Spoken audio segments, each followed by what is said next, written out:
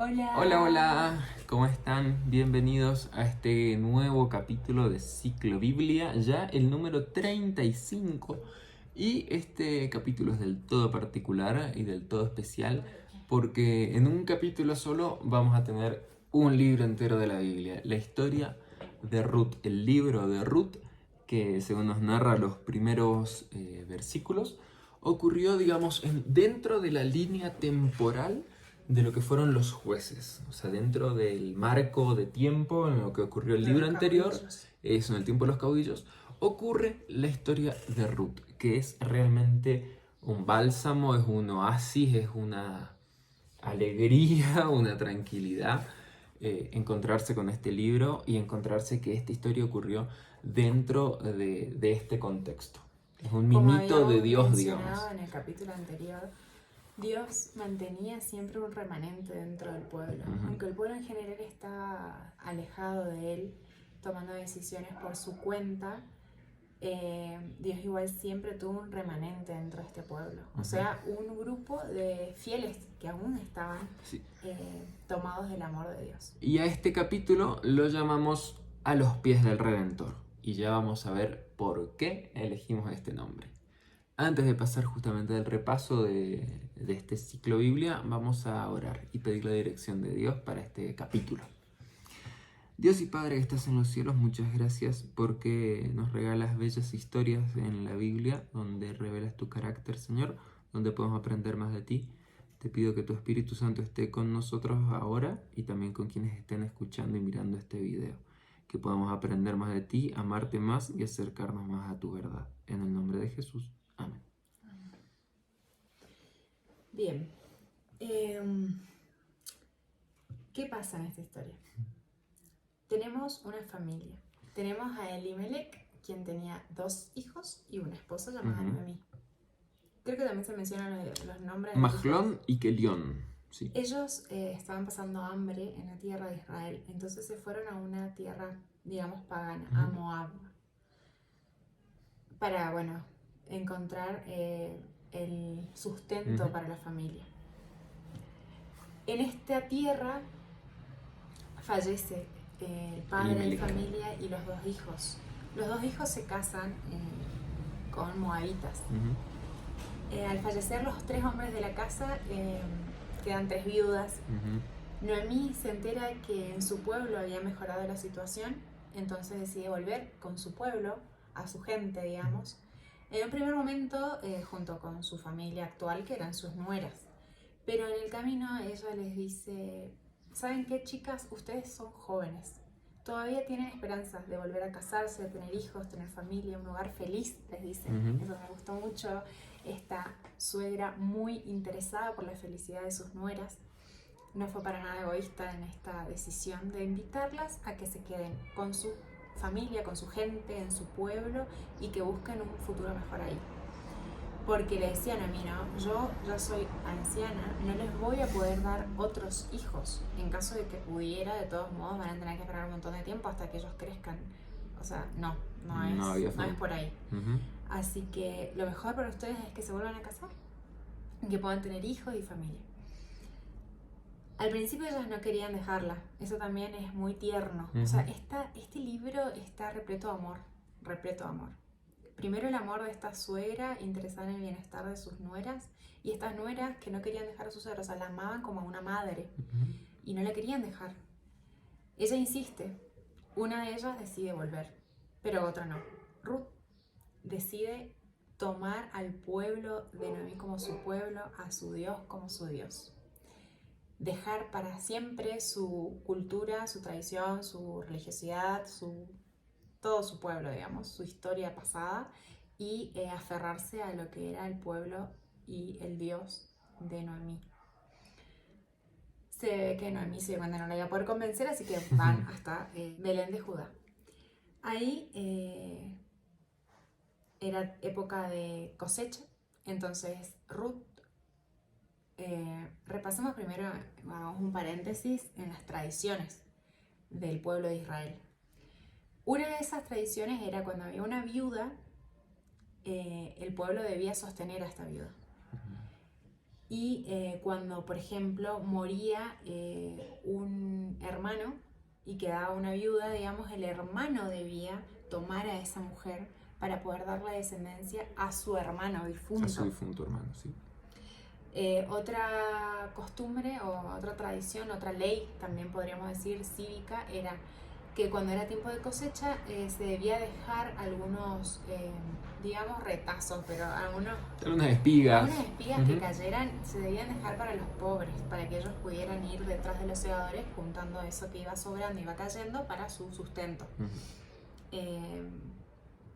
Bueno, esas tradiciones se pueden leer más en libros como Levítico. Cuestión que ella va a uno de los tantos campos que había donde estaban segando y empieza a recoger cebada para el sustento de ella y de su suegra, Noemí. ¿Qué pasa? Este campo era de un personaje también, que también está repleto de amor, Boz. Boz pregunta, ¿quién es esta mujer? A uno de sus capataces. Y él le cuenta la historia, porque bueno, se ve que el pueblo se había enterado de esto. Se había enterado que Noemí había vuelto. Se había enterado también que había vuelto con una moabita, que no era israelita, era una extranjera. Por eso también este libro nos muestra la superación a lo que sería el racismo, digamos. Porque ella era una extranjera en este pueblo.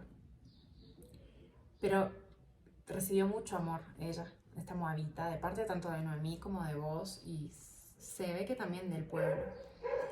¿Qué pasa? Ella tenía muy buena reputación en el pueblo, había sido, o sea, era muy apreciado para los habitantes de Belén lo que ella había hecho por su suegra, el hecho de no haberla dejado sola y de haber dejado a su tierra, a su pueblo, y haber venido para cuidarla y para acompañarla. Vos obviamente escuchas la historia y le encantó, y entonces obviamente otorga privilegios para ella, que les dice a sus capatazes, o sea, dejen que ella recoja un poco más, incluso después le dio un montón más de trigo para que lleve para compartir con su suegra. Le invitó a almorzar, creo. Bueno, un montón de detalles que ustedes lo pueden ver en el libro. Cuestión que cuando Ruth llega a la casa de Noemí, ¿qué pasó? ¿Qué cantidad de comida trajiste? ¿Qué pasó? Bueno, le cuenta obviamente Ruth. Y ahí Noemí cae en cuentas, ¿no? Él es un pariente nuestro. Bueno, ¿cómo continúa la historia? Bueno, Boz, de paso, le dijo a Ruth, no te vayas a otro campo mañana o pasado a recoger. Vení siempre a este. Va a haber un lugar para vos, digamos. Exactamente, acá vas a tener un lugar con las mujeres que trabajan en este campo. Siempre se te va a respetar y se te va a dar un lugar, digamos. Y cuando Ruth le cuenta esto a Noemí obviamente le dice, sí, no vayas a otro, anda a ese nomás. Y le cuenta obviamente que, como dije, que vos era pariente. Después Noemí obviamente vuelve a enternecerse por su nuera y se preocupa porque ella tenga un hogar feliz. Eso le vuelve a decir en el capítulo 3. Te tengo que encontrar un esposo. Y creo que sé quién va a ser. Claro, tengo un plan. Te tengo un candidato, lo dijo. Sí, vas a tener que ir a proponerle matrimonio a vos. Esto fue algo muy curioso en el libro que me causó mucha intriga, el modo en el que Ruth le pide matrimonio a Boz. Se acuesta a sus pies. Por indicación de Noemí. Recordemos que Noemí conocía así la cultura israelita, que quizá la moabita habrá sido distinto. Por eso es que Ruth sigue al pie de la letra lo que Noemí le dice que haga. Esto de inclinarse a los pies sabemos que es un acto de humildad en el que uno se pone bajo las órdenes o la disposición de la persona a la que uno se agache, ¿no? En este caso no fue una inclinación, sino que se acostó. O sea, estaba durmiendo Boz cuidando la cosecha que se estaba acumulando ahí. Creo que ya era el final de la cosecha, así que estaba cuidando lo que se había cosechado de los por ahí ladrones, ¿no? Pero él se quedó a dormir ahí. Y ella se acuesta a sus pies y se tapa con su manto. Y de forma poética, usando esto que sucedió, lo del manto, le dice, me pongo bajo tus pies, me pongo bajo tu manto, de tu protección. Y le cuenta esto de la ley, ¿no? Que un pariente cercano podía tomarla como esposa. Él no toma esto para nada como algo indebido. O como una insinuación sensual o algo así. No es para nada eso, o sea, incluso fue tomada como justo lo que ella hizo y Boaz lo valoró mucho.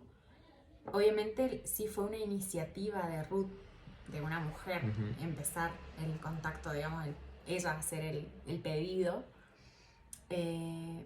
Pero sí, es como que en esta parte de la historia hay partes que eran tradición y partes que fueron originales de Ruth. Creatividad pura. Vos obviamente le dice, me encantaría. Pero hay alguien que es más cercano todavía. Y según la ley, él debería tener la prioridad. Pero déjame que yo lo solucione. Vos andá nomás y después hablamos. Ruth va, cuenta todo esto a Noemí. Y Noemí, sabiendo cómo era vos, que era una persona se ve que bastante aplicada, dijo, él no va a parar hasta solucionar esto, así que esperemos nomás. Hagamos otra aclaración, otro paréntesis abrimos acá. En el original aparece la palabra Goel, para hacer referencia a lo que sería el Redentor, pero no se traduce como Redentor en español siempre. A veces se usan otras palabras. Pero básicamente en el original Goel era el Redentor que tenía que redimir a la familia, ya sea en caso de, como dijimos antes, de que quede una viuda, tomar la viuda del hermano, o en el caso de que maten a alguien, yo, Redentor de la familia, tenía que tomar la justicia o la venganza, digamos. Yo tenía que tomar parte en el asunto.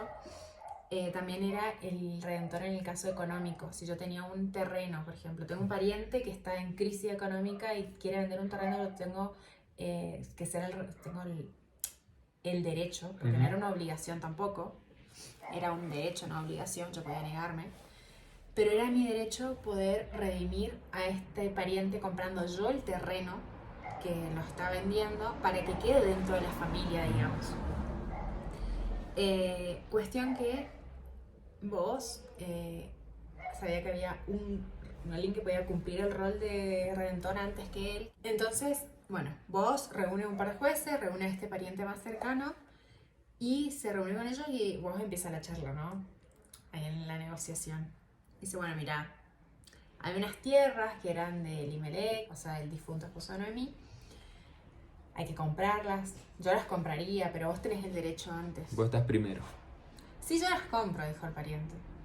Y él le dice, bueno, pero mira que también vas a tener que casarte con la viuda.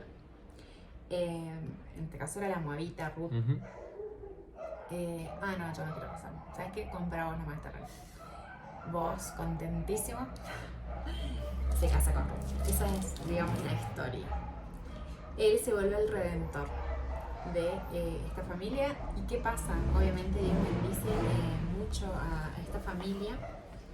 Y él tiene incluso los jueces en esta reunión como que dan una bendición, extienden una bendición al futuro matrimonio de vos y le dicen que el Señor haga que la mujer que va a entrar en tu casa sea como Raquel y Lea, de quienes descendieron los israelitas, o sea, como que Dios prospere tu descendencia. Que los fructifique. Y que el Señor te dé muchos hijos, que tengas una familia numerosa.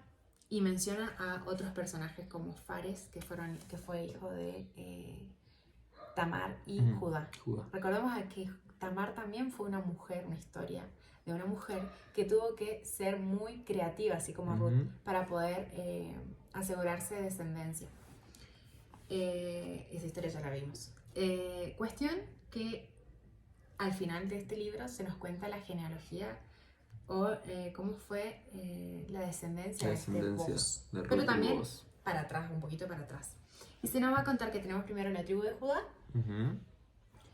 Después vino Fares, que es el que acabamos de mencionar. Después vino Esrón, Ram, Aminadab, Naasón, Salmón. Después tenemos a Boaz. Y después Boaz tuvo un bebé con Ruth que se llamó Obed. Y Obed fue padre de Isaí. Isaí fue padre de David. Y David fue el rey David. Que ya vamos a ver dentro de poquito su historia. Y sabemos que de este linaje también vino el Mesías, Jesús. Así que Dios, fíjense que acá en esta genealogía de Jesús, que ya lo vamos a ver cuando ya dentro de bastante tiempo estemos en Mateo, hay dos mujeres que no eran israelitas en lo que son los antepasados de Jesús, pero que Dios las utiliza.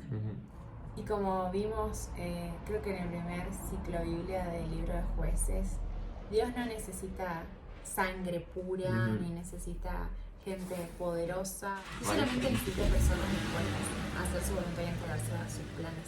Y acá vemos a Ruth, que Ruth decidió tomar al Dios de Noemí como su Dios. Y a vos, que también decidió ser el redentor de esta moabita. Después pueden ver un poco la conversación, el diálogo entre Ruth y vos, ese primer día que se encuentran en el campo, que es muy tierno como se hablan. Ella incluso le pregunta, ¿sabe por qué es tan tierno usted conmigo siendo yo una extranjera? Y Ana le dice, pasa que sé lo que hiciste por tu familia, por tu suegra Noemí, y eso habla muy bien de vos. A los pies del Redentor, ¿por qué lo titulamos así? Vemos que se inclinó, se acostó a los pies de su Redentor, que en este caso fue vos, pero también nos enseña que nosotros tenemos al Goel o al Redentor, que es Dios. Goel. Él es nuestro Redentor. Y nosotros, al igual que Ruth, tenemos que ir a sus pies. Y Él va a suplir todas nuestras necesidades. ¿Qué podemos aprender entonces del carácter de Dios? Él, obviamente, como dije antes, Él valora a los humildes y a los, podríamos decir, excluidos, porque a Él le importa el corazón, no los rangos sociales. Esto lo vemos en esta moabita. Y este Dios amoroso, que puede ser redentor de todos, también es un Dios que va a restaurarnos, que nos va a redimir. Obviamente de eso viene el redentor, ¿no? En situaciones que por ahí para nosotros son catastróficas. Sí. Acá vemos que había una amargura muy grande en Noemí. Primero había pasado hambre la familia, tuvo que irse a otro país. Eso no habrá sido fácil. No. Después en ese país terminó siendo viuda y tampoco tuvo la protección de su hijo porque también perdió a sus hijos. Es decir, amargura pura. Incluso ella creo que se hace llamar Amarga, ¿no? Sí, cuando vuelve se hace llamar Amarga. Mara, creo. ¿Y qué hace Dios? Transforma eso en gozo, porque a lo que nos dijimos, si se fijan en el último capítulo, nos pinta una escena muy tierna de nuevo, donde vemos a Noemí cuidando a su nieto Obed. Sí.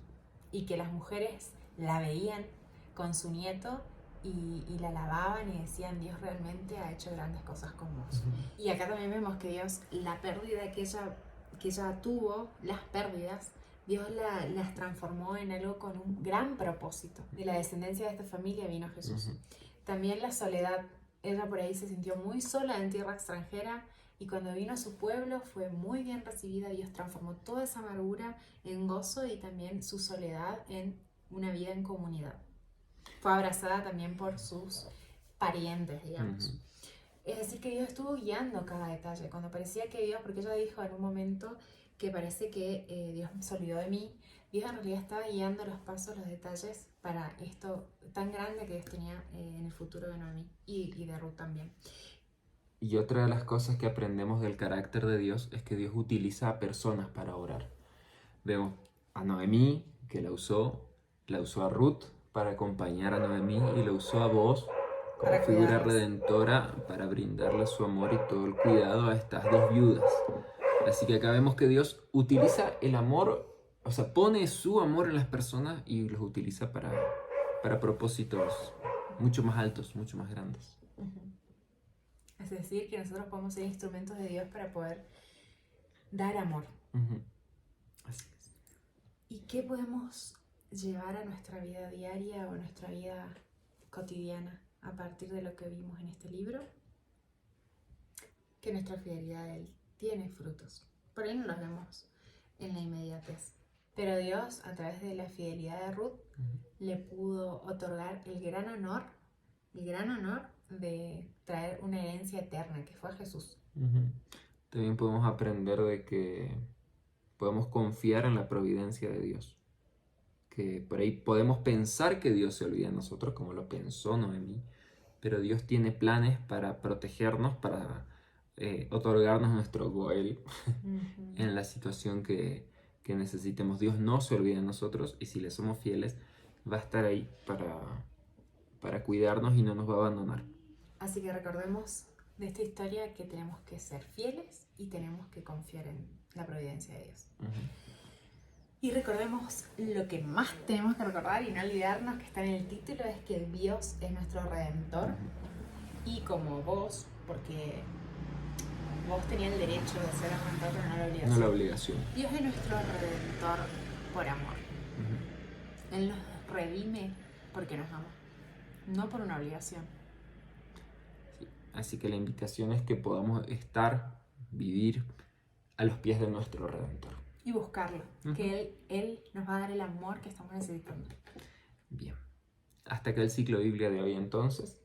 Los esperamos en el siguiente ciclo Biblia con un nuevo libro, Primera de Samuel, donde vamos a empezar a ver nuevas historias. Así que acompáñenos, sigan leyendo un capítulo de la Biblia por día y lo vamos a ir compartiendo el resumen por acá en el siguiente capítulo de Ciclo Biblia.